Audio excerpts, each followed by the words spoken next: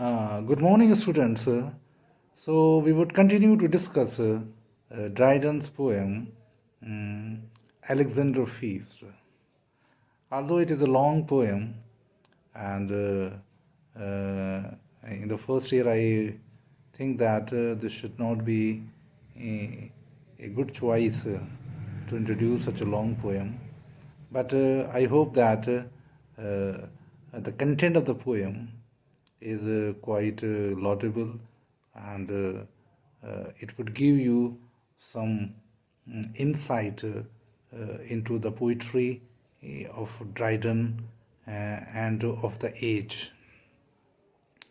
Now, in the beginning of the poem begins with a description of Alexander the Great, who has defeated the Persian king Darius, and there is going to be a welcome ceremony, and that scene is described by the poet quite extraordinarily, that the court was set and all his courtiers surrounded him, and his wife Thais was also sitting beside him, and she was looking beautiful, and the poet compares her beauty with the Eastern bride. So there is you can say that the colonial touch.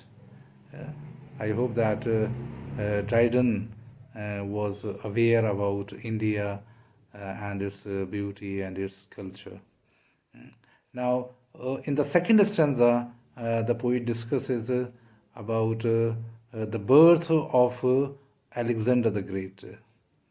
And Timotheus was also introduced in the poem, who was a great musician. He says that it is described, it is believed that Alexander is the son of Zeus, or Jove, or we call it Jupiter, and he you can say that Jove was influenced by the beauty of Olympia, and by their relationship Alexander was born. So the poet wants to say that Alexander has a divinity, a connection, divine connections with him, and the poet has described very beautifully the relationship of the god Zeus and Olympia, and he says that with ravished ears the monarch hears, assumes the god a fact to not, and seem to shake the spears. That he feels very proud of his origin. Now, in the third stanza, the poet describes again a divine person, such as Bacchus is described. Bacchus is the god of wine. And the poet says that who consumes wine, who drinks wines, they consider themselves always young, and they make different kind of faces, funny faces, and the poet says that after the hard work, soldiers and other persons usually consumes wine, and they feel very happy. And the poet also says that drinking is the soldier's pleasure, rich the treasure, sweet the pleasure, sweetest pleasure after pain. So the lines is quite connotative. It denotes many other meaning. Sweetest pleasure after pain. So this is it is a universal truth. Sweetest pleasure after pain. The success which you get after your struggle, that gives you a quite happiness, and that happiness is quite worth, because you have earned it with your hard work. So I hope that it is a lesson to us that we should pursue, we should dedicate ourselves for the hard work. After that, he describes in the next stanza, in the fourth stanza, he describes the uh, the the position, the condition of the defeated king of Persia, and his name is Darius. That when he was defeated, his own soldiers deserted him, and there is also a rumor. It is also a saying that he was killed by his own soldiers, by his own followers. Uh, and his dead body was lying in the ground, and there was no one to attend his dead body. So the poet says that he chose a mournful muse.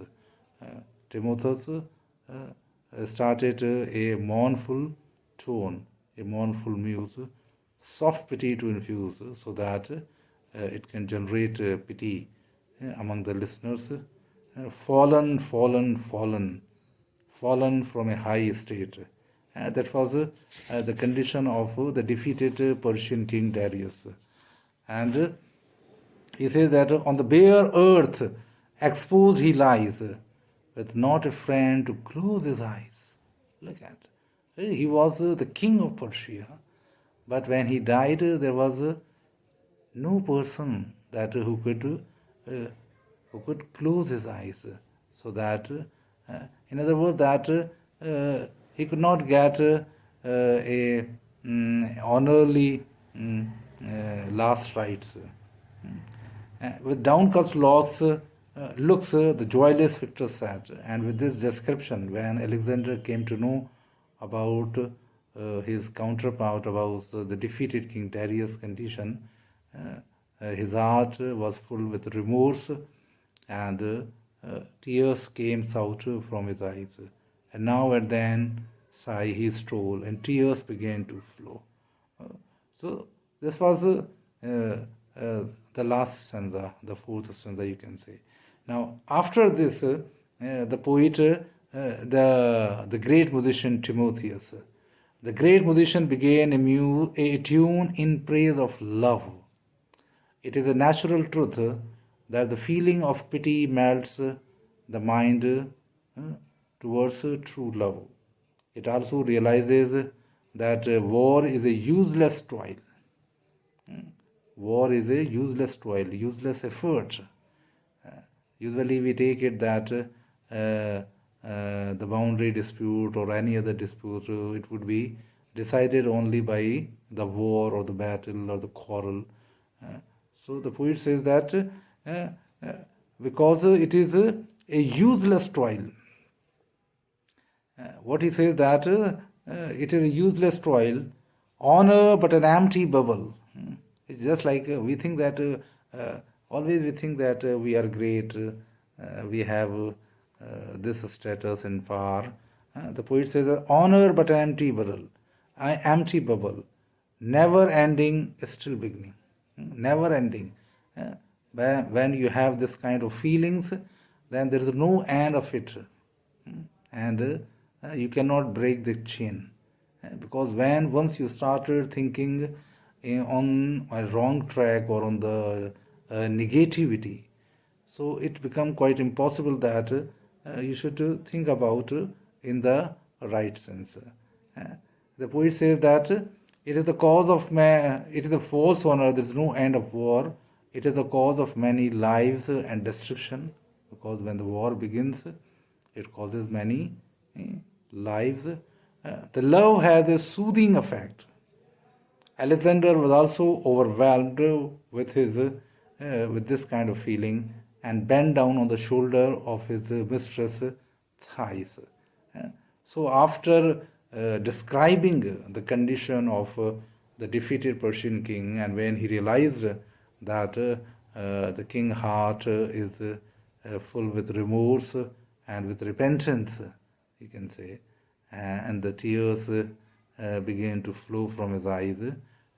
And he was a very clever musician. He realized the situation, and then once again he turned the tune, he changed the tune to love, and described that there's no other feeling which can sustain this world, which can make this world run smoothly. It is only the feeling of love. Mm. And and he and this kind of tune, this kind of music also impressed Alexander, and he sighed. He took a long sigh and again took a long sigh, and he takes the support of the shoulder of his wife thighs. So this is the power of love, that it can soothe, it can, you can say, control, it can make you at home. When you are disturbed, when you are not able to concentrate. So the feelings of love can guide your path. As I told you in the beginning when we read Shakespeare, so Shakespeare also said in his sonnet that there's no other feeling than love which can bind the people together.